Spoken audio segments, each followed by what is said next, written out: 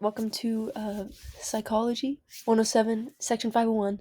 This is my oral presentation, and it's a focus on Hannibal Lecter and antisocial personality disorder. All right, for the context overview, just briefly explain what we're going to be talking about today. For A, we're going to focus on the description. It's going to provide a character description and the culture along with the environment of the film. For B, we're talking about diagnosis and context. This is going to be a description of the disorder and the film's cultural context. And for C, it's going to be evidence, where we're going to see two symptoms and examples of those from the film. For D, we're going to be talking about treatment. It's going to be the treatment that I would recommend, why, and the barriers that the character in the film would need to overcome.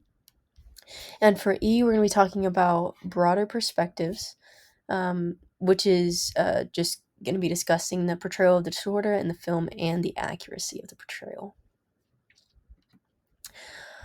Alrighty, so for description, kind of just an intro. The film we're talking about is Silence of the Lambs, and we follow Hannibal Lecter, who grew up in a war-torn environment.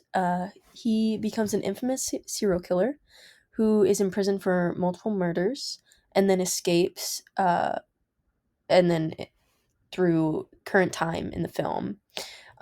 We follow as the FBI investigates Lecter as he's now escaped prison. And for our environment, just isolated and dark, kind of to convey those feelings that both Lecter and just the overall theme of the film is going to portray. Now, for diagnosis and context, Lecter does have antisocial personality disorder. For just time's sake, that's going to be abbreviated to ASPD. And ASPD is characterized by a disregard for human rights, lack of empathy, and pattern of criminal behavior.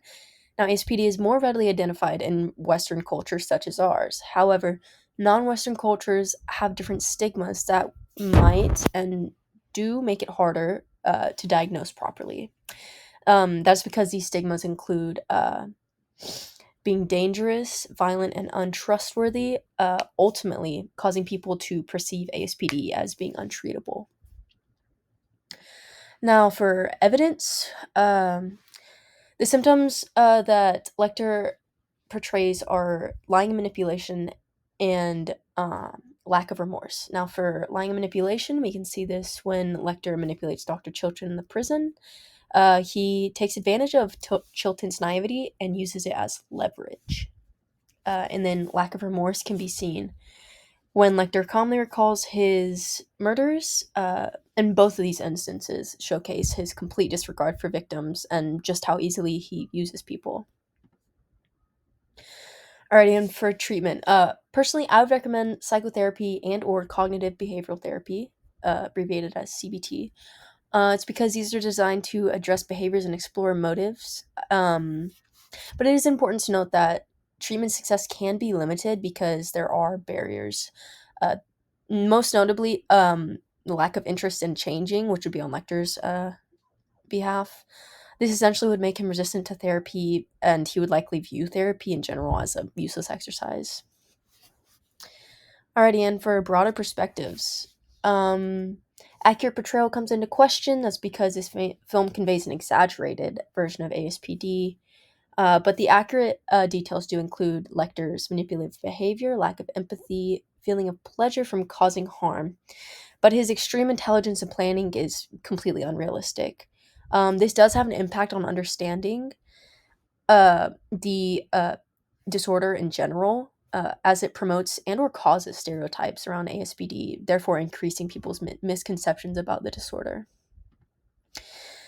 And these are my lovely references I used today. And thank you for watching.